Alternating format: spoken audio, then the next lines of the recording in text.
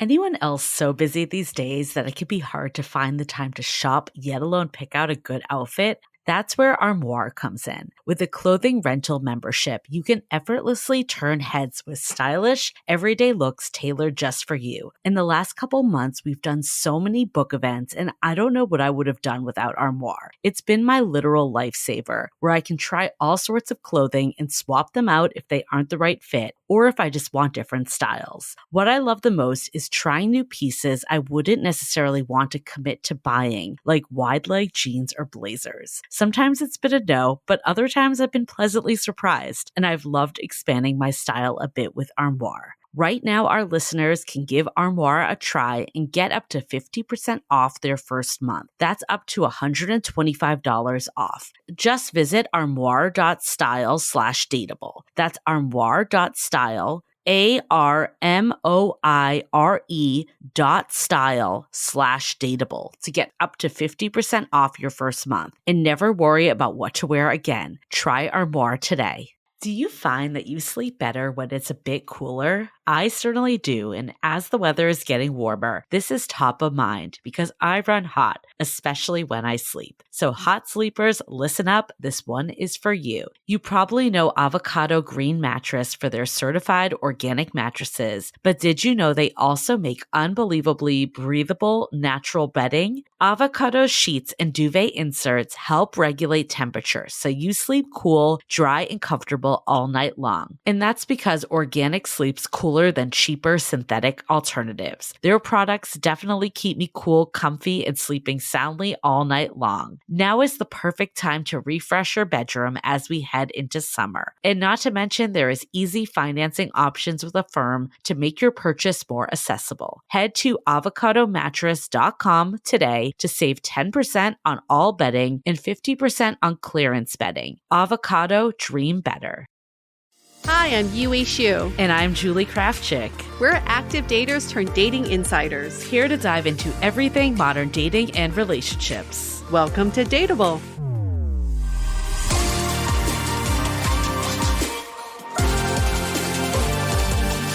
Hello, everyone. Welcome to another episode of Brunch Talk. We're back.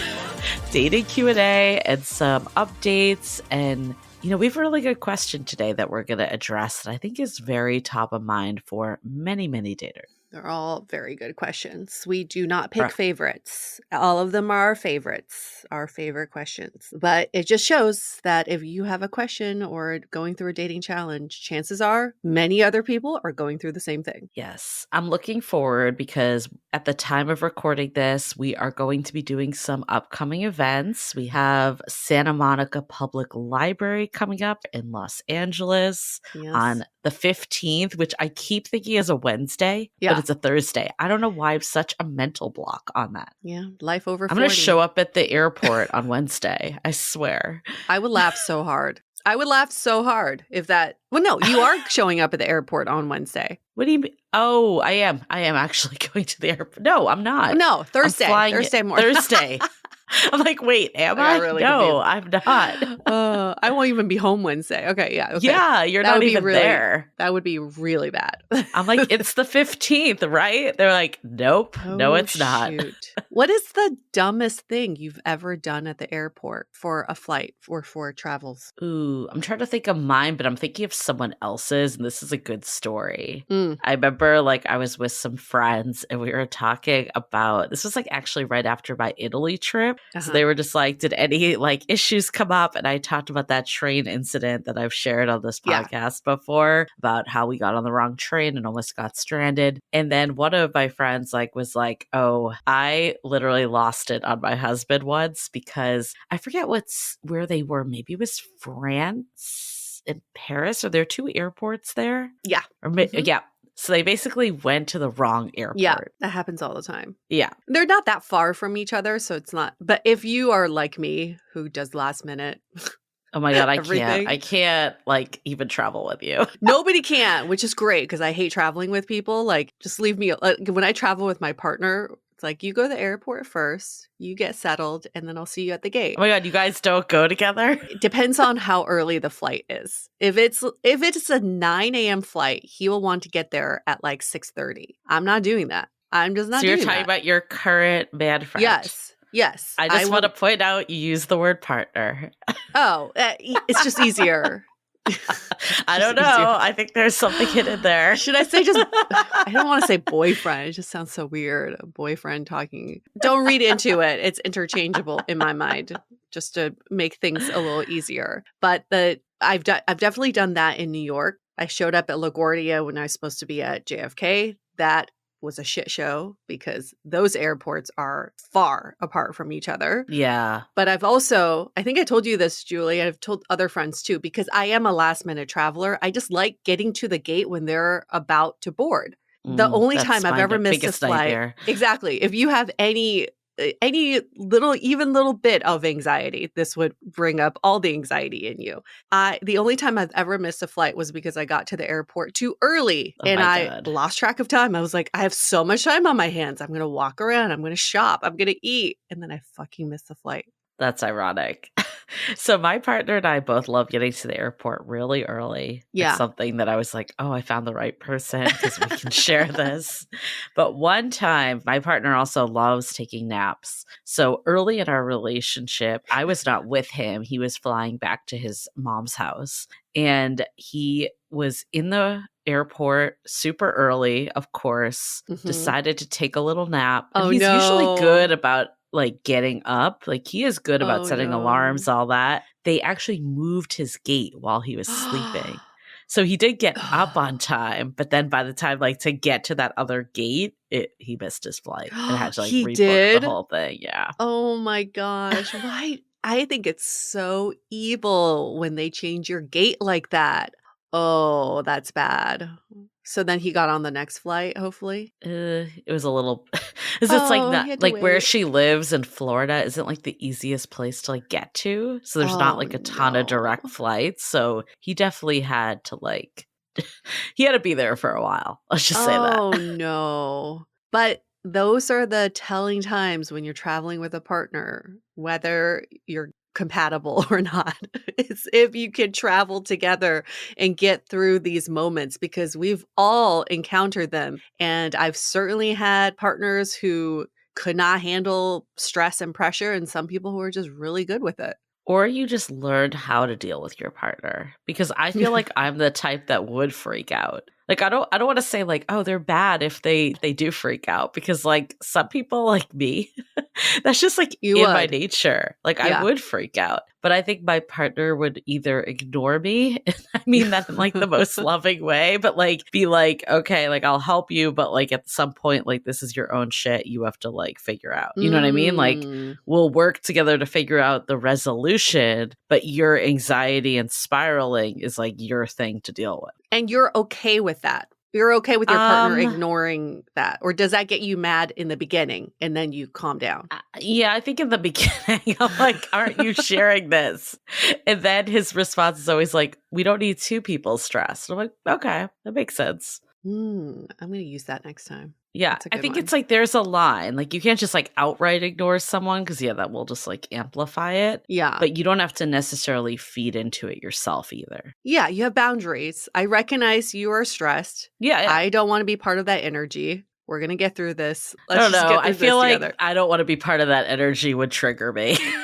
Oh, yeah. I don't think I would ever say that to you. There are a lot of things that would trigger you that I know that would not fly. But it would probably be something like, I recognize that you're feeling stressed. I recognize this is a stressful situation. We'll get through this together. Let me figure out a plan. Yeah, that's better. That's a better way to say it. Yeah, you have to know your partner and what's triggering. That's for sure. Yeah, I remember this one time with my ex, we were traveling and got back to LA and we had to get to the dog sitter before they closed. Otherwise, we couldn't pick up his dog till the day after. I did not know this. He did not communicate this to me. So I'm like, wow, look at this. And oh my gosh, look at this new California sweatshirt they're selling at the store. Oh my God. And he's just like huffing and puffing. And I was like, what is going on? And then we get to the dog sitter and he's like, why are you acting like such a kid that I have to tow around? Didn't you know that we had to get to this dog sitter by 6 o'clock? Like, I didn't know. You got to communicate that with me. Right? Yeah. Well, you definitely need to like tell someone if that's the issue. Yeah, I think like- actually like the silent huffing and puffing It's is the worse. worst. It's worse than like someone like outwardly freaking out because at least you like know what's Exactly. happening. I don't know. Maybe people would disagree, but in my opinion, at I'd least. much rather have someone just blow up at me than give me the silent treatment. Because I kept thinking, like, did I say something wrong? What did I do something? I don't know what I did. And he was building up all this resentment in the 20 minutes we were in this Uber. And like, what is happening? Yeah. So yes, talk it out.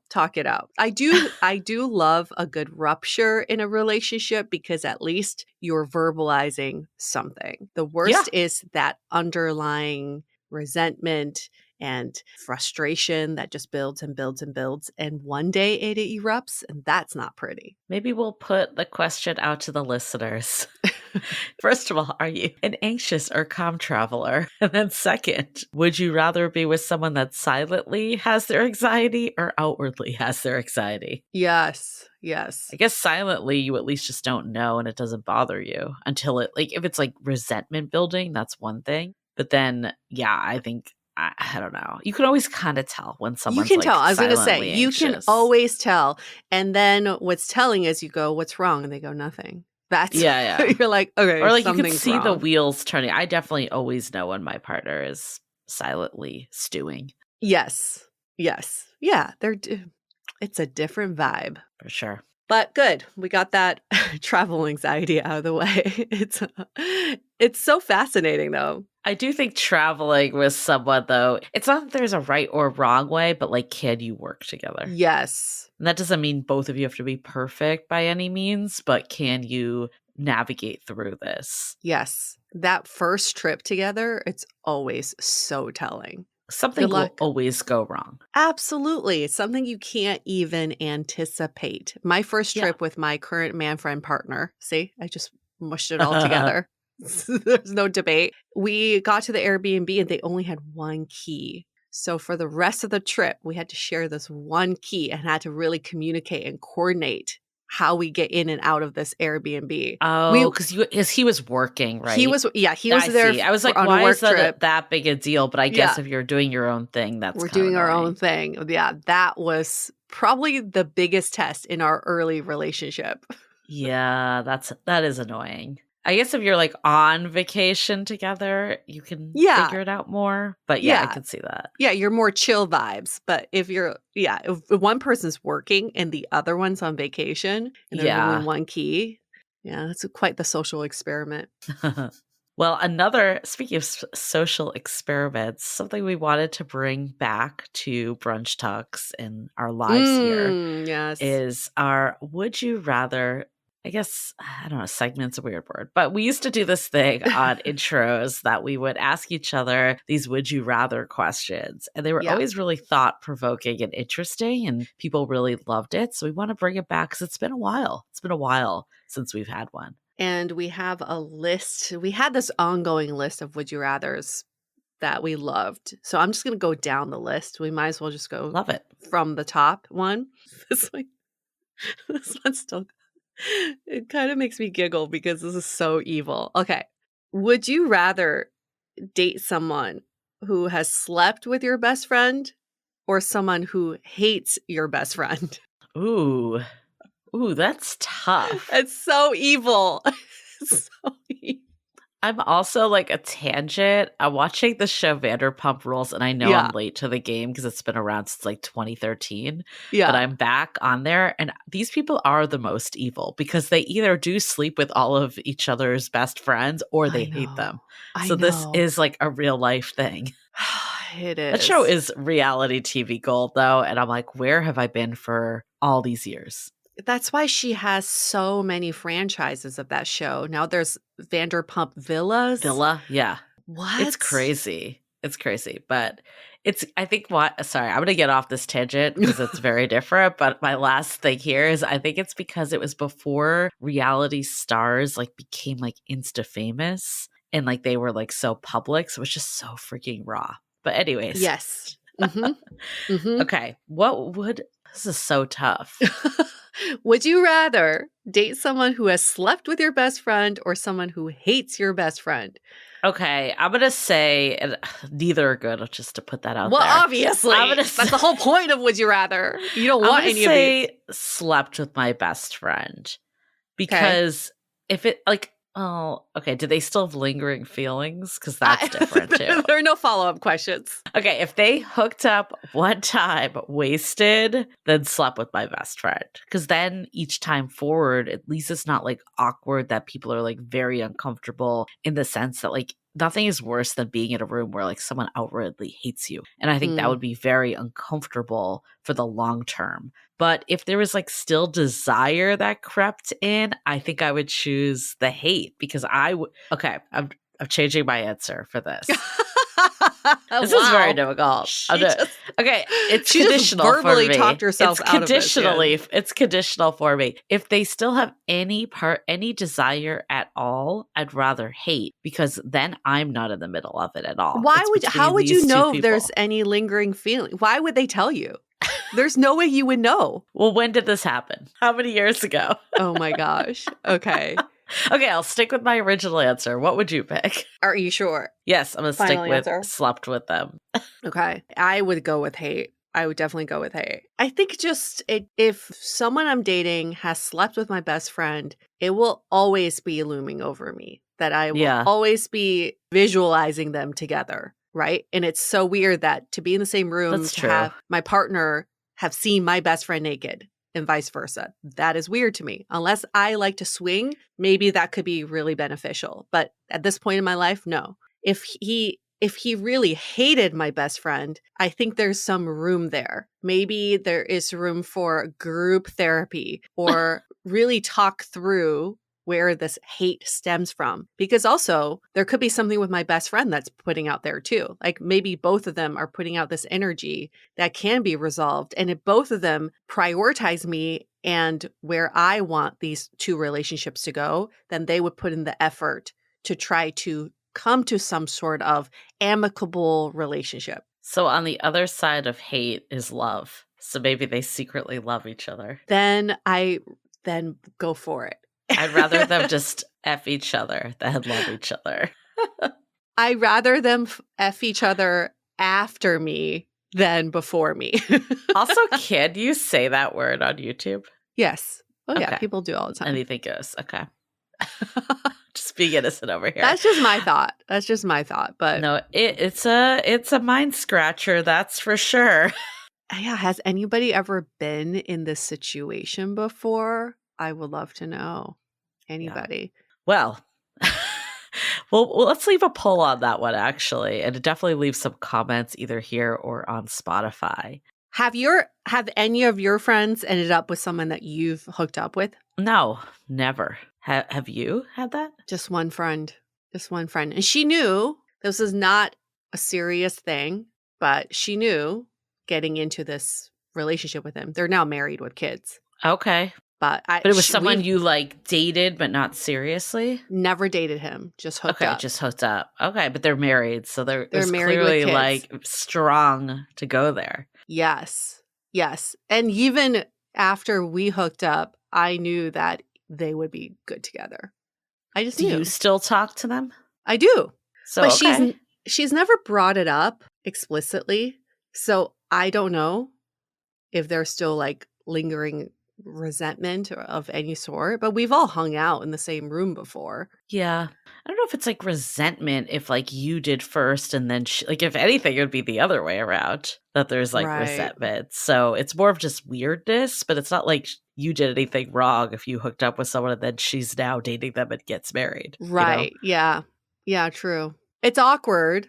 It's not awkward anymore. It's been years. Like, well, that's what I mean. That's why I'm almost like I'd prefer to just like have them once like each other to the point of being together, and then you can just like get over it. I don't know. That's why it's so situational.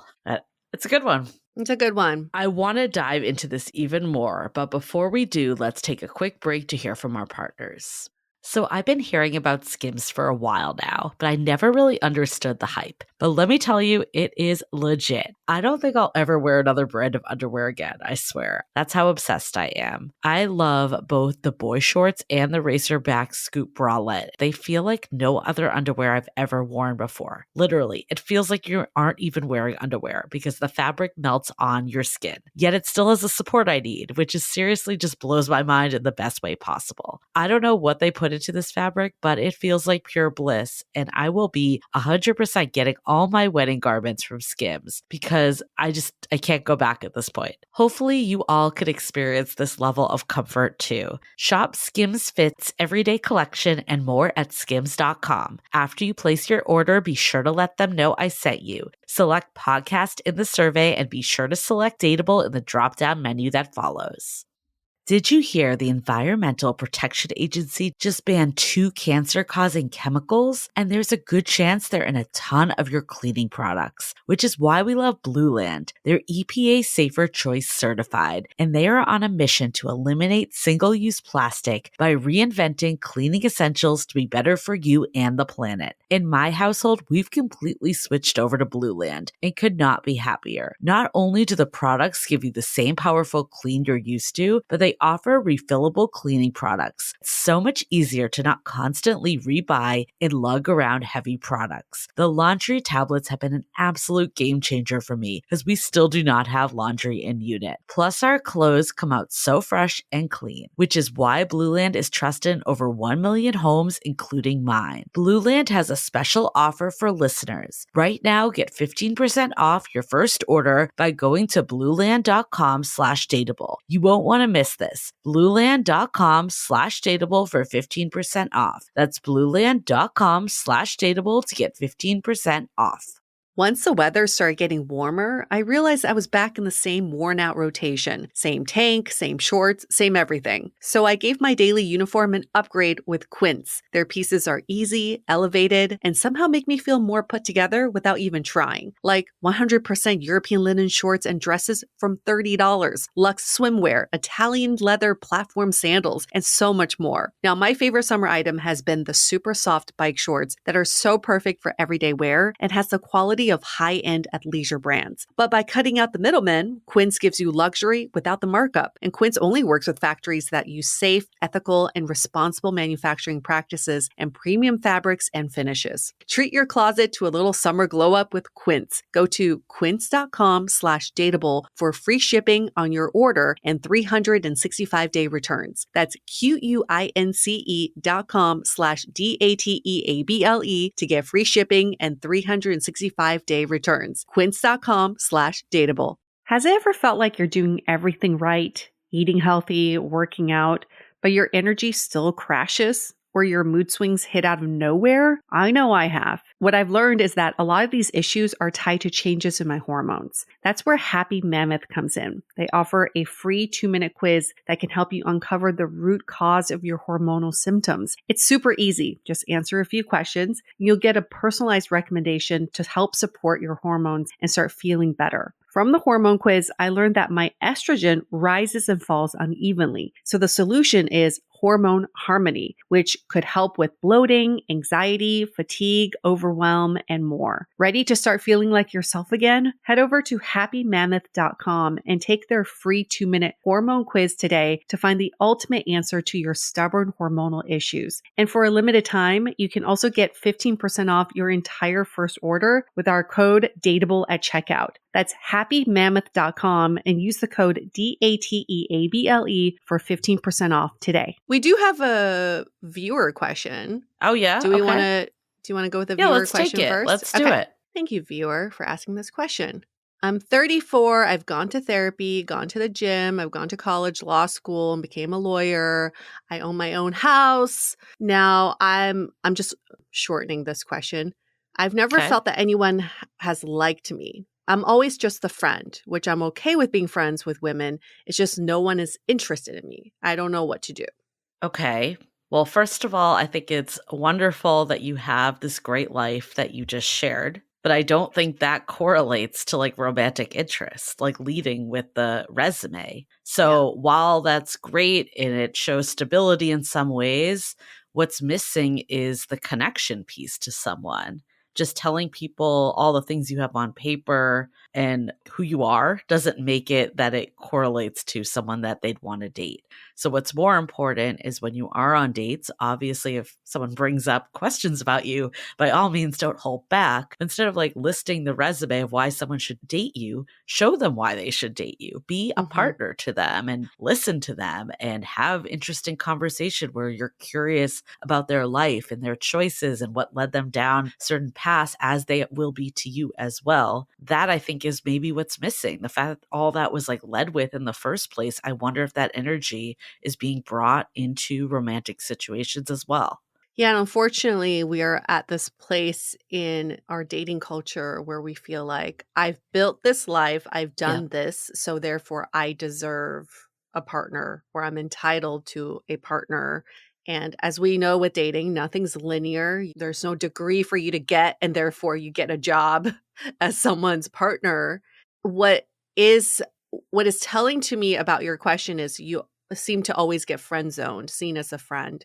And what we've seen is when you get friend zoned, it usually means that there is a lack of conviction in the way you speak to the women that you're interested in and your friendships. It's the, oh, it's cool if we hang out, or it's cool that we're not romantic and you're telling me about your boyfriends or the guys that you're dating. There are no clear boundaries. And then as the receiving end, she's probably like, oh, he's just so nice to me. Okay, maybe we're just friends because you put yourself there a lot of the times. The connection piece that Julie's talking about is so key in all of this because the connection is everything that determines whether there's a viable relationship or not. And if you're not being vulnerable enough to put yourself out there and acting with conviction, that connection doesn't really have an opportunity to grow. And listener, obviously, we don't know you and your situation. So, what I'm going to say is not directed at you, but I do recall I had this guy friend that always felt like they were in the friend zone all the Mm-hmm. time. And it felt like they had this like almost sense of entitlement, like they deserved more from the women that are in their life. And a lot of times, like, the friend zone to me, I think it's like a weird verbiage too, because it's like, does this person that you interact with owe you to be in a relationship? And therefore, like, then you're not if they're not receptive. Yeah. Like, I feel like the baseline is that you're friends and then it either grows or it doesn't. It's not like it was in this world and now I got like downgraded. It was never in this world to begin with. Right. It's a very good point.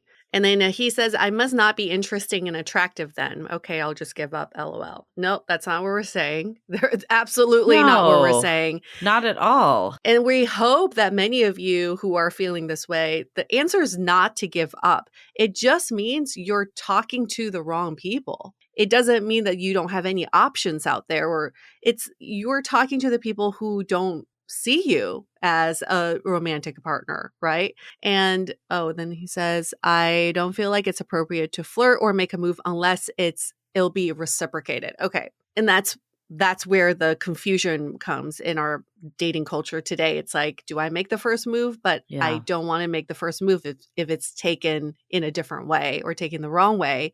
You don't have to make a physical first move, but we really believe it's important, especially in this day and time, is to verbalize it. I have feelings for you, or I am interested in getting to know you as more than a friend. I would love to take you out on a proper date. How's your schedule next week? How's Thursday? Oh, sorry. See? Are they calling you right now? Yeah, they're calling me. They're calling me right now. With live, you never know what happens. When you act with conviction and also are vulnerable enough to be explicit about your feelings, that's when you put your interest forward. That's making a move. It's not like Yeah. leaning in for a kiss or grabbing their hand.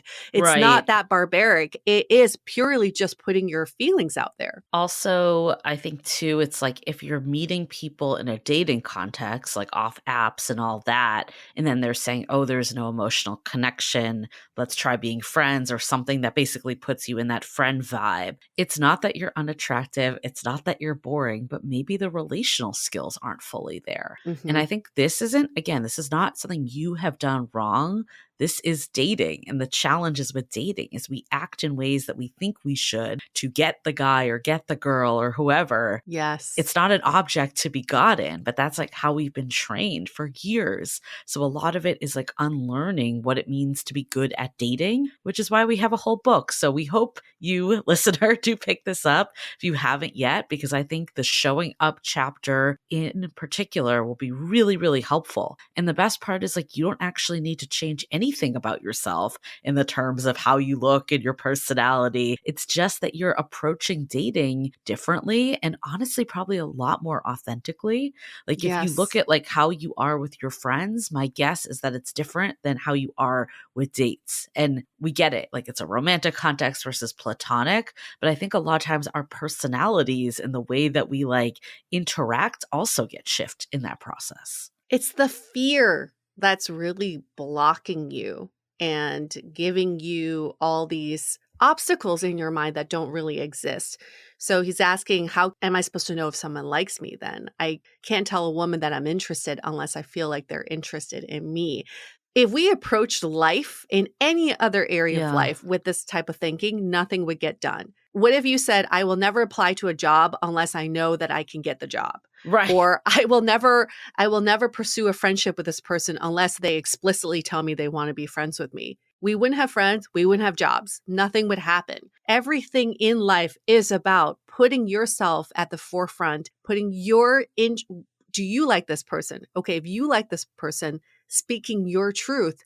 And if they're not on board, then you know that's not the person for you. That's the only way to find out. The other thing too, it doesn't need to be like this big declaration up top. You could just go on if you went on a date with them, let's say you met them on a dating app, all you need to do is say like, I had a really good time with you. I'd love to do this again. And if they say no, they say no. That's not like confessing and putting yourself out there in that big a way when you really think about it. Or if it's someone you already know, saying something similar like, hey, I really like spending time with you. I'd love go to dinner or something one-on-one or something that indicates that it's more progression. You can take like more baby steps. Like it doesn't need to be like, I love you. I've had a crush on you Right. for 10 years. Like you don't need to go that bold like from right away. Just take a little step and see if they give back to you. And if they do, then keep putting it out there. Even the little step though, you can be forthcoming about what you want and what you're looking for. Yes. Put yourself in the driver's seat. You're the one trying to get to answers. And yes, I see your point. He's saying I wouldn't apply to jobs if I didn't have the prerequisites for that job, right? Yes. Yeah. Your prerequisite for anybody who is single is you're a good human being and that you're a dateable human being. Those are the prerequisites. Anybody will qualify for those prerequisites. I can't even say that word, for those prerequisites to apply for a job, to date someone. That's why they shorted to prereqs. Is that what they say? Prereqs? Prereqs, yeah. Oh.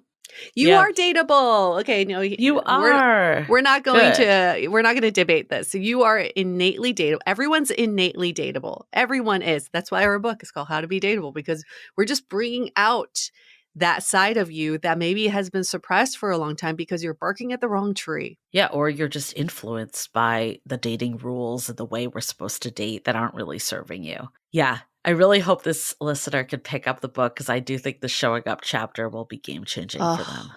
Yes. He says, yes, I will check out your book. You're dateable. I want you to leave on that note. Yes, you are very dateable. Nothing needs to change about you except for, just how you relate to someone. Yes. Absolutely. Cool. Well, I'm glad that we were able to dive into that question. I think a lot of people ask questions like this, especially when dating hasn't necessarily gone their way, or sometimes it feels like you're applying to hundreds and hundreds of jobs with no leads back. It can be discouraging, right? So I'm glad that you were able to put that out there, because a lot of us feel this deep down. And on a platform like YouTube, where we're doing this live, on any platform, I've given this example before, you get to control the algorithm of your life. YouTube will be presenting these videos to you, all these videos to you, right? If you have no interest in them, they'll ask, do you want to see a video like this again? You say no, then they go on. They want to feed you videos that you want to see. It's the same thing with dating. If you don't ask the person, do you think we could be viable together? Then you'll never know. You might be presenting videos to someone who has no interest in seeing your videos. All you're trying to get to are the right eyes for your video, for your content. And then get rid of the people, filter out the people who have no interest in your content. But you also have to make good content. Putting that out there too. Like, I agree with you on that. Like, but if we're not making good content or showing up in a way that's conducive to relating, then you might just be getting rid of people, and not finding anyone that sticks. So I think it's a both. It's not an either or. Yes. Unless you make all those videos of you putting your face in bread and then millions of people watch it. Still boggles my mind why that content gets viewed. But there is a lid for every pot. There is. Someone's turned on by that. Someone's into it. Okay. Well, I'm so glad that we were able to go through some of this today. I'm still going to be thinking about that would you rather and how disturbing it kind of is to me, like thinking about that with my partner and friends. But no, maybe I won't. Maybe I'll get rid of that thought. No, I think I don't need that thought going around in my head. No, let's not put that in the universe. Thank you. Yeah. Okay. Well, anyways, hope everyone has a good week, and we will see you next week. Thanks for the questions. Bye. Bye.